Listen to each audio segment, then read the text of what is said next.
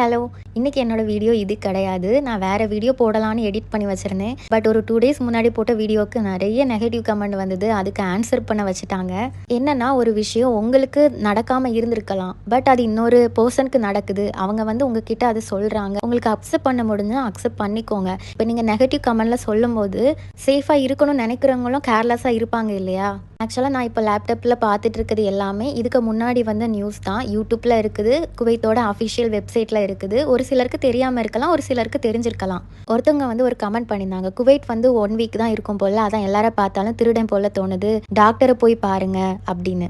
இன்னொருத்தவங்க என்னன்னா சொல்றதெல்லாம் போய் நம்பாதீங்க. கண்டென்ட்டுக்காண்டி இப்படிலாம் பண்றாங்க அப்படின்னு.